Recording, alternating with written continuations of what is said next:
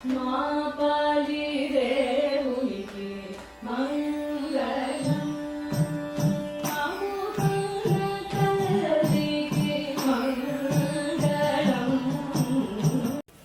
come to the final temple of this evening, which is the Thyagaraja Swami temple in Thiruvarur. This is again one of the most important Kshetras, and needless to say, sung about by the Nayanmars as well.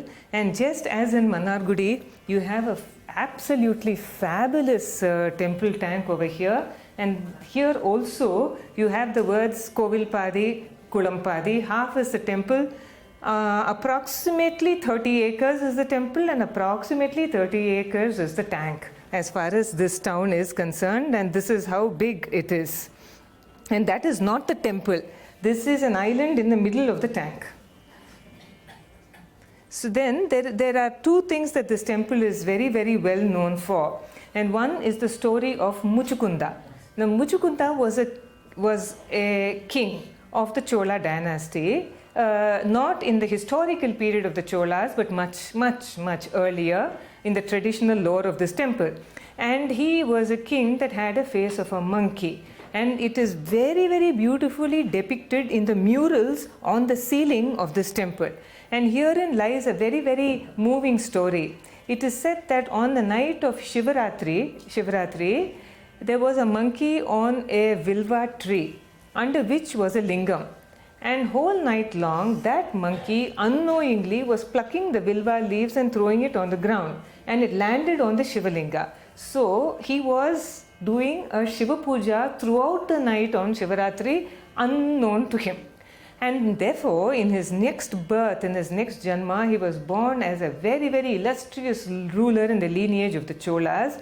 But due to his karmic leanings, he was born with the face of a monkey. And it is said that this Muchukunda Chola was the one who got the image of Thyagaraja Swami from Indra, to cut a long story short. And one of the most important events in this temple is a particular ritual in which they take the image of this temple in procession inside, and it is called the Ajapa Natanam. It is as though the image is on the chest of Vishnu, and as Vishnu breathes, this image goes up and down. And that is how the palanquin bearers carry this image around. It is a very, very important aspect of this temple. And this Thyagaraja Swami temple falls under the category of a Vitanka Sthala or a Vitanka Sthala. There are 7 of these in Tamil Nadu in close proximity to the town of Thiruvarur. These are called the Sapta Vitanka Sthalas. Vitanka is a Sanskrit word which means without axe, which means an axe was not used in the chiseling of this lingam, which means that it came by itself, it was a Swayambhu. So this is one of the Sapta Vitanka Sthalas. The other very important and moving story connected with this temple is also related to the Grand Chola dynasty. It is said that a king was called Manu Niti Chola because he followed the texts or the codes of Manu, the lawgiver, the Manava Dharma Shastra or the Manu Smriti. And he had a bell hung at the entrance of his palace, and anybody seeking justice could ring the bell and the king would be there. And one day what happened was the reckless prince, the son of the king, happened to run over a calf and he killed it. So the cow in great distress came and rang the bell. And the king came out and inquired of what had happened, and he found that the son had run over a calf, and he immediately asked his son to be executed by running a chariot over his son. And this has been depicted so very beautifully in sculpture, and then Shiva is supposed to have mediated and revived both the prince that had been killed and also the calf, and it was all reunited. And there is a sculpture in this temple of a beautiful stone chariot ridden by Manuniti Chola himself, and the son at the wheels of the chariot, and finally the cow united with the calf. This is one of the very important stories connected with this temple. This temple also has a 1,000-pillared hall. The ceilings are completely covered with murals belonging to approximately the 17th century AD. This temple is also connected very, very intimately with the Navagraha cult, that is the worship of the planets. And the Navagrahas here do not face in different directions as you will usually see in other temples. They are in a straight line.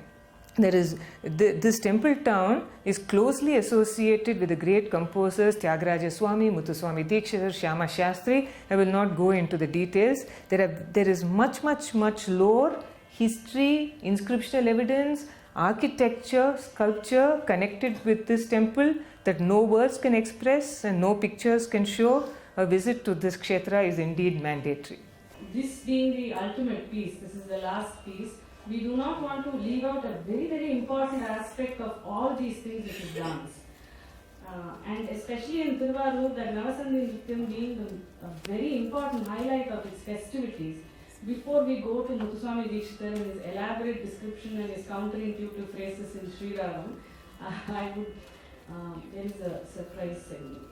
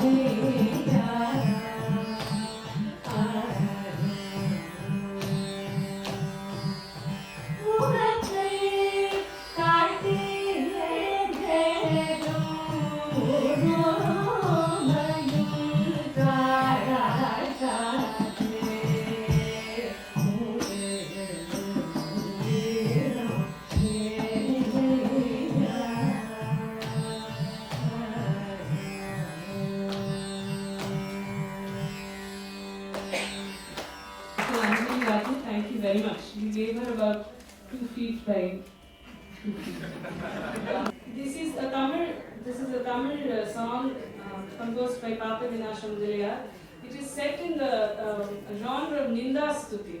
See, always these gods inspire such great awe and devotion and all that, but there is also one shade of devotion which is, derision. This is, what is the big deal? And, so, in Thyagaraja Swami, if we remember one of the things that she mentioned, that you only see the face. There is really no structure that is visible below. So the composer wants to know, is there any particular deficiency or disability that you have that you want to hide? Unamundo Thyagaraja. Unamundo Thyagaraja. Is there anything that is missing that you're trying to hide? Otherwise, why would you hide? I come here so eagerly trying to see you. But at the end of the day, you always want to see more and more, and what you want to see also keeps changing. But it's just suggestive of the fact that there is such eagerness that in that eagerness you can even forget civility. And even with God, you become sort of a friend that you can talk like that. But this composer has, even on other occasions, especially with Nataraja and Thyagaraja, composed many more songs. Where he says, especially with Nataraja, he says, why is your leg up? Did you hurt it, or is it always been like this? What is the reason why you have to put your leg high up there and so on?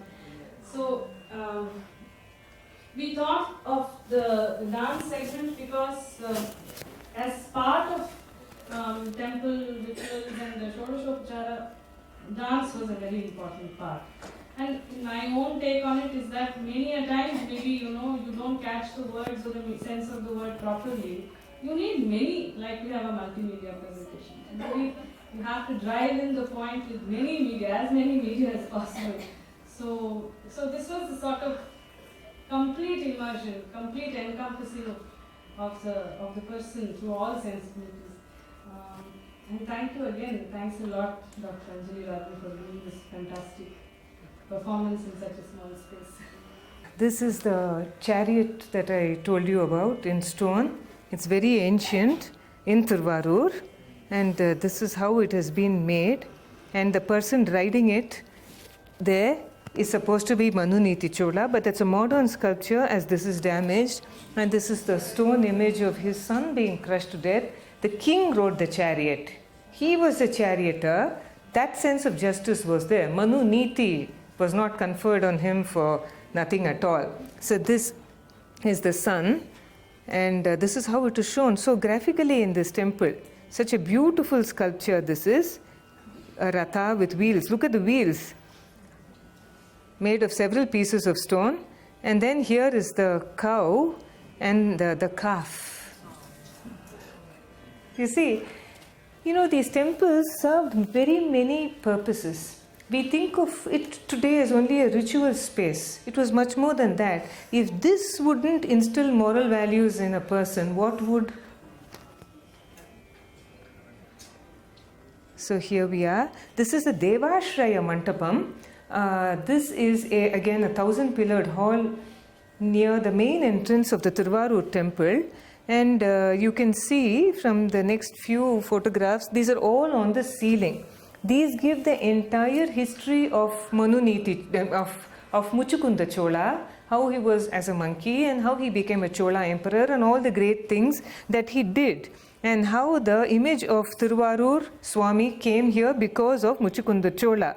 Now this temple was in an extremely dilapidated condition, and it has been brought to life. It has been repainted by philanthropists. There in the chariot you see Muchukunda Chola.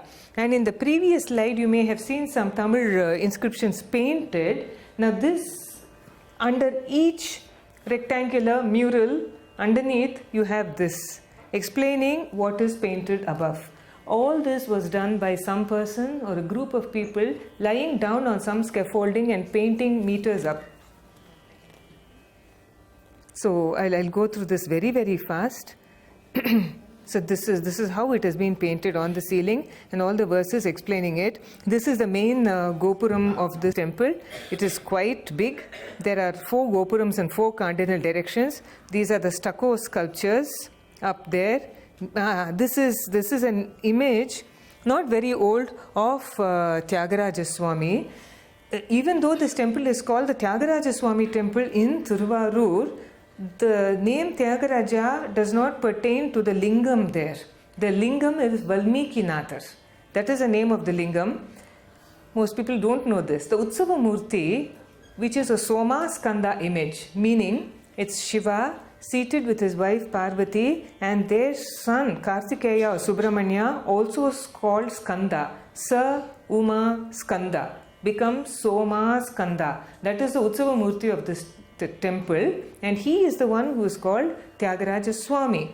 Like the song very explicitly states, only the face of Shiva is seen in that image. The rest of it is shrouded in mystery. This is a temple with very many mystical aspects. As Chidambaram is vibrant, as Arunachaleshwara draws pilgrims, so Thiruvarur is. There's a lot of mystery here. It's palpable.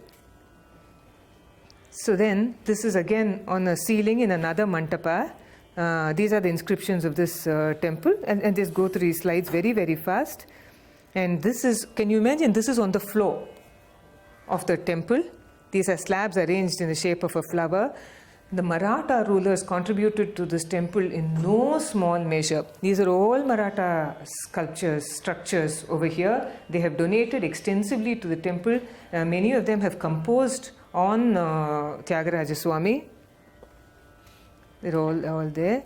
And this is one of the Nandis, one of the many Nandis of this temple. Many sanctums. Kamalamba sanctum, she is the goddess of this temple. There are 2 goddesses, Nilotpalamba and Kamalamba. We are not allowed to take a picture of the sanctum or the deity in worship, so I have just taken this board that is there outside it. This is there. Then this is the North Gopuram, and this is how the temple goes on. Very, very, very extensive. There is a Dvajastambam or the flag post in front of the main sanctum. Incidentally, this temple has a Dvajastambam or a flag post in front of the goddess also, which is extremely rare. So, all these are the smaller sculptures of this temple. The Maratha collection is very special. Also for us in our Gurukulam is very special because a couple of years ago, Amma had sort of dug out this opera, and unless I am corrected by somebody, I am going to believe that it is the oldest opera that has been found in India with the music. And this was composed by Shahaji Bhosle, who was the step nephew of Shivaji. He is the grandson of Shahaji, father of Shivaji, son of Vyankoji, who then travelled to Tanjavur.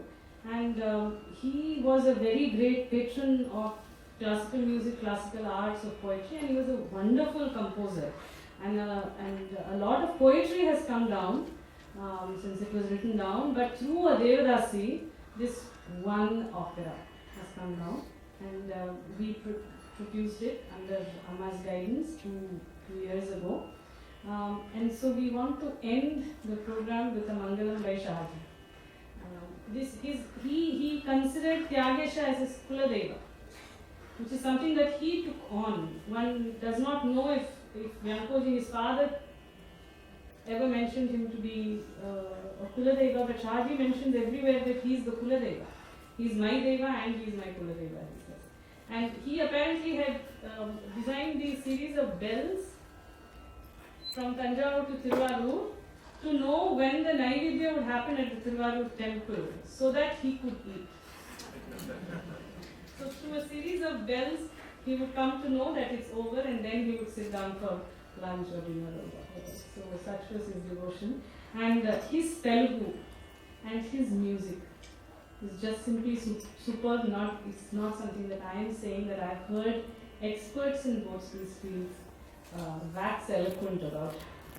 So we end with a Mangalam in Panturali by Shahaji Bose.